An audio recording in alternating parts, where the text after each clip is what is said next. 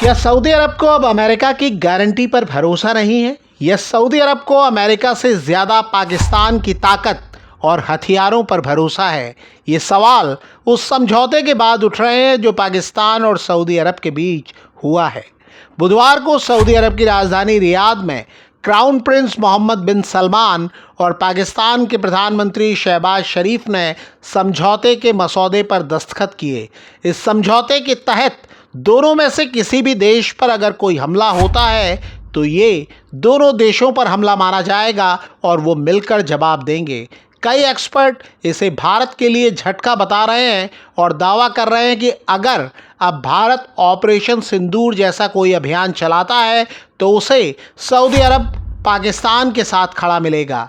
हालांकि एक्सपर्ट इस समझौते को लेकर भारत के लिए जितनी चिंता जाहिर कर रहे हैं, भारत का नेतृत्व फिलहाल उतना परेशान नहीं दिख रहा है। इसके क्या कारण हैं, ये हम आपको इसी वीडियो में आगे बताएंगे। पहले बात अमेरिका और ईरान की, जो भारत से ज़्यादा परेशान दिख रहे हैं। अमेरिका के कई एक्सपर्ट इस समझौते पर सवाल उठा रहे हैं। वही ये समझौता ईरान के भी खिलाफ माना जा रहा है। सऊदी अरब अमेरिका का पुराना पार्टनर है। हाल में अमेरिकी राष्ट्रपति डोनाल्ड ट्रंप ने सऊदी अरब का दौरा किया था। इसके बाद संबंधों में एक नई गर्माहट की उम्मीद की जा रही थी, लेकिन पाकिस्तान और सऊदी अरब के समझौते के बाद इस इलाके से वाकिफ एक्सपर्ट सवाल उठा रहे हैं। जलमय खलीलजाद अफगानिस्तान और इराक में अमेरिका के राजदूत रह चुके हैं। उन्होंने एक्स पर इस समझौते को लेकर एक पोस्ट लिखा है। खलीलजाद ने सवाल किया कि क्या ये समझौता कतर में इजराइल के हमले के जवाब में किया गया है, या ये लंबे समय से चली आ रही अफवाहों की पुष्टि करता है कि सऊदी अरब पाकिस्तान के एटमी हथियार प्रोग्राम का अघोषित सहयोगी है। खलीलजाद ने सवाल किया कि क्या ये समझौता बताता है कि सऊदी अरब अब अमेरिका की सुरक्षा गारंटी पर पूरी तरह निर्भर नहीं रहना चाहता है। उन्होंने कहा कि पाकिस्तान के पास परमाणु हथियार और ऐसे मिसाइल सिस्टम हैं जो पूरे मिडिल ईस्ट और इजराइल तक मार कर सकते हैं। कुछ रिपोर्टों में कहा गया है कि पाकिस्तान ऐसे हथियार भी डेवलप कर रहा है जो अमेरिका तक पहुंच सकते हैं। यानी समझौते पर खतरे की घंटी उस अमेरिका में बज रही है जो हाल में पाकिस्तान पर दोबारा मेहरबान हुआ है। ऑपरेशन सिंदूर के बाद डोनाल्ड ट्रंप ने पाकिस्तान के आर्मी चीफ आसिम मुनीर को लंच कराया था। वो पाकिस्तान में तेल तलाशने की भी बात कर रहे हैं, लेकिन पाकिस्तान और सऊदी अरब के ताज़ा समझौते ने अमेरिका के कान भी खड़े कर दिए हैं। फिक्र ईरान को भी है। यमन में दबदबा रखने वाले हूती विद्रोहियों और सऊदी अरब के बीच टकराव का इतिहास पुराना है। हूती विद्रोहियों के पीछे ईरान का समर्थन माना जाता है। अभी सऊदी अरब और हूती विद्रोहियों के बीच संघर्ष विराम है, और अगर ये संघर्ष विराम टूटा तो क्या पाकिस्तान सऊदी अरब की मदद के लिए युद्ध मैदान में उतरेगा? 2015 में सऊदी अरब ने जब हूती विद्रोहियों के खिलाफ अभियान की शुरुआत की थी, तब वो चाहता था कि पाकिस्तान भी उसके गठबंधन में शामिल हो। पाकिस्तान में तब शहबाज शरीफ के बड़े भाई नवाज शरीफ की सरकार थी और वो इसके लिए तैयार नहीं हुए थे। तो क्या अब हालात बदलेंगे?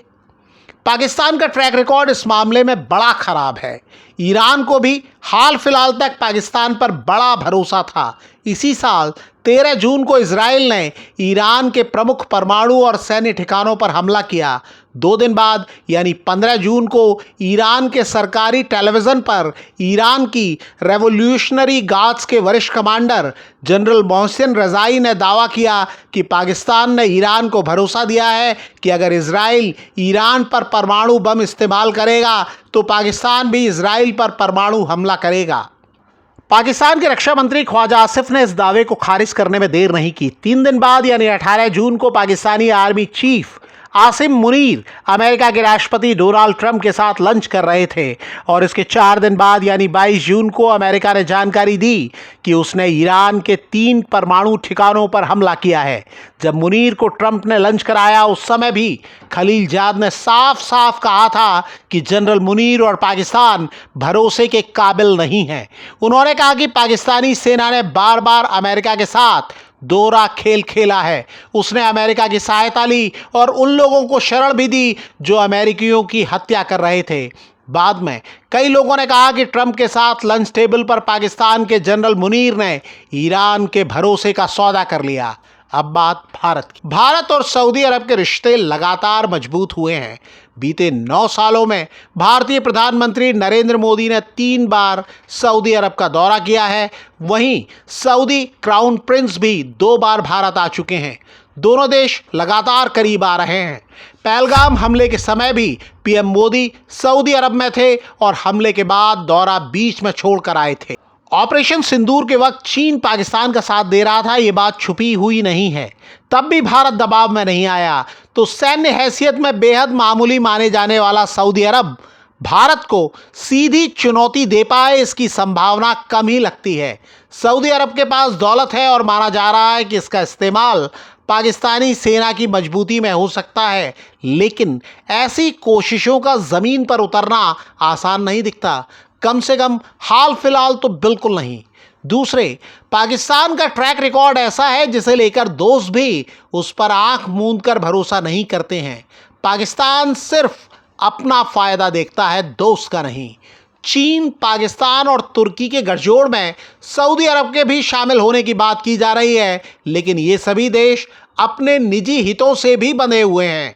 भारतीय विदेश मंत्रालय के प्रवक्ता रणधीर जायसवाल ने शुक्रवार को कहा कि भारत को उम्मीद है कि सऊदी अरब हमारे साथ अपने रिश्तों पर ध्यान देगा और ये भी याद रखेगा कि पाकिस्तान की आतंकियों से सांठगांठ है। भारत के निश्चिंत होने की एक और वजह है। मीडिया रिपोर्टों में दावा किया गया है कि पाकिस्तान ने सऊदी अरब जैसा रक्षा समझौता अमेरिका के भी साथ किया था। 1979 में यह समझौता टूट गया था। उसके पहले भारत और पाकिस्तान के बीच 2 लड़ाइयाँ हुई, लेकिन एक बार भी अमेरिका ने उसकी सीधी मदद नहीं की। फिर सऊदी अरब तो अमेरिका के आगे कहीं भी नहीं टिकता और वो पाकिस्तान के लिए भारत के साथ रिश्तों को बिगाड़े, ये लगता नहीं है।